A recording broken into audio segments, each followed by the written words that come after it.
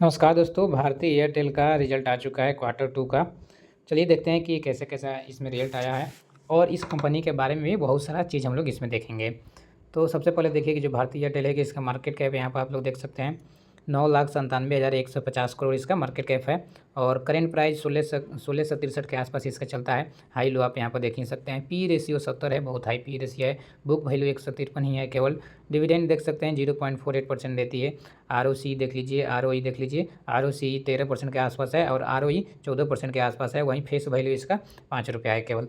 ठीक है, तो चलिए और सब यहाँ पर हम देखते हैं। आप लोग देख सकते हैं कि कैसे-कैसे रिटर्न दिया हुआ है और इसमें हम लोग चर्चा करेंगे मेनली रूप से कि इसका कितना प्रॉफिट हुआ, क्या रेवेन्यू था, ये हर एक चीज़ में हम लोग देखने वाले हैं कि जो अभी आज रिजल्ट आया है क्वार्टर 2 का। ठीक है, और इसके बाद ये भी देख सकते हैं कि इसके मतलब कि कैटेगरी में कौन-कौन से कंपनी है और उसका पी रेशियो कितना है, मार्केट कैप मतलब कि प्राइस कितना चल रहा है, मार्केट कैप कितना है, ये सब यहाँ पर उपलब्ध है। ये सब का पीडीएफ चाहिए तो आप लोग डिस्क्रिप्शन में लिंक होगा, वहाँ पर मैसेज कर दीजिएगा, मिल जाएगा आप लोगों को। ठीक है, चलिए यहाँ पर सबसे पहले देखते हैं कि हम लोग का जो सेल यहाँ पर लगभग बढ़ा हुआ है। ठीक है, जो क्या बोलते हैं पिछला क्वार्टर था उस क्वार्टर से इस क्वार्टर में लगभग बढ़ा हुआ है सेल। और यहाँ पर आप लोग देखिएगा थोड़ा सा नेट प्रॉफिट, सबसे पहले हम लोग नेट प्रॉफिट देखते हैं। तो नेट प्रॉफिट यहाँ पर देखिए पिछला क्वार्टर से भी तो बढ़ा हुआ है, 41 से 53 करोड़ नेट प्रॉफिट हुआ है। लेकिन हम लोग यहाँ देखिए जो पिछला साल सितंबर का क्वार्टर था वहाँ पर देखिए उसका नेट प्रॉफिट था कितना, केवल 2093 रुपया, मतलब 2093 करोड़ इसका नेट प्रॉफिट था सितंबर 2023 में। और ऐसा देखा जाए तो इस सितंबर 2024 में देखा जाएगा तो देखिए 41 से 53 रुपया इसका प्रॉफिट हुआ है, यानी पिछला साल से लगभग 100% से ज़्यादा इसको प्रॉफिट हुआ है इस बार। तो कहीं ना कहीं कल इसके शेयर पर बहुत अच्छा खासा प्रभाव देखने को मिल सकता है इसका।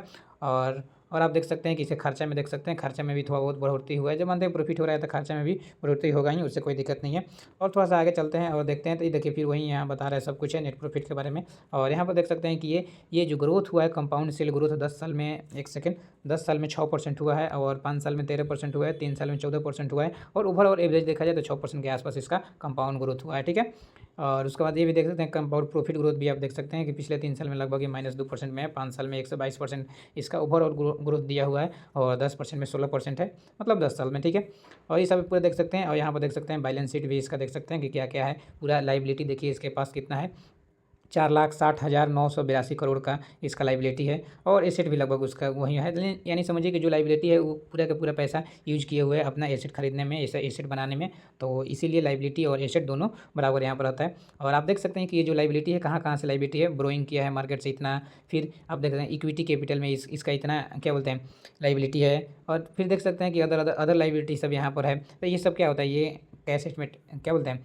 बैलेंस शीट हो गया। तो बैलेंस शीट में ये सब कुछ हम लोग को देखना होता है। मेन आप ये देखिए कि टोटल लाइबिलिटी कितना है, टोटल एसेट कितना है, तो ये सब भी क्या बोलते हैं पहले के तुलना में बढ़ा है, क्योंकि कंपनी का प्रॉफिट भी बढ़ा है, बिजनेस भी बढ़ा है, तो इसीलिए सब बढ़ता है। ठीक है, और नेट कैश फ्लो आप यहाँ पर देख सकते हैं कि नेट कैश फ्लो कितना है। मार्च में आपका मार्च 2023 में कितना था, 1631, और मार्च में क्या बोलते हैं मार्च 2024 में केवल 31 करोड़ है। तो ये भी आपका मतलब वो घटा हुआ है, तो अच्छा का बात है।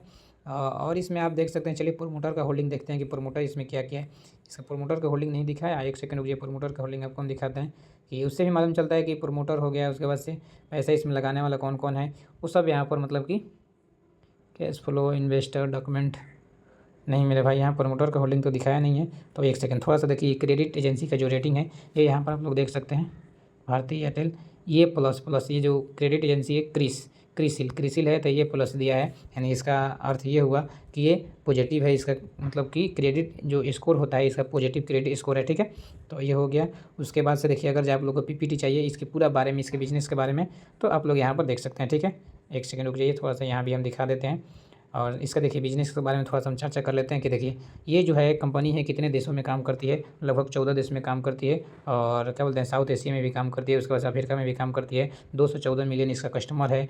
और retailer touch point in Africa में लगभग 3.3 मिलियन रिटेलर इसका है। 112 बिलियन एयरटेल समझिए कि इसका ट्रांसफॉर्मर ट्रांजेक्शन वैल्यू है इसका, मतलब एयरटेल मनी का। ठीक है, तो एयरटेल मनी में आपका 112 बिलियन ट्रांजेक्शन होता है। ठीक है, तो वो अपना बता रहा है। फिर आप लोग यहाँ पर देख सकते हैं कि यहाँ पर क्या है, ऑफिस है 1 मिलियन से ज़्यादा इसका ऑफिस है। इंटरप्राइजेज कितना है, लगभग 3500 प्लस इसका इंटरप्राइजेज है। तो ये सब इसके बारे में देख सकते हैं इस कंपनी के बारे में। फिर उसके बाद आप यहाँ पर देख सकते हैं कंपनी मतलब पूरा अपना डिटेल इस पीडीएफ में दिया हुआ है। ठीक है, तो अगर जो आप लोग ये पीडीएफ पढ़ना चाहते हैं तो आप लोग क्या कीजिएगा कि इस नंबर पर मैसेज कीजिएगा, ये पूरा का पूरा पीडीएफ हम आप लोग को भेज देंगे। ठीक है, और एक ग्रुप भी हम लोग का चलता है, उस ग्रुप में भी ज्वाइन कर देंगे, तो इस नंबर पर आप लोग मैसेज कर सकते हैं। तो चलिए उम्मीद करते हैं कि आप लोग को ये अच्छा से समझ में आ गया होगा।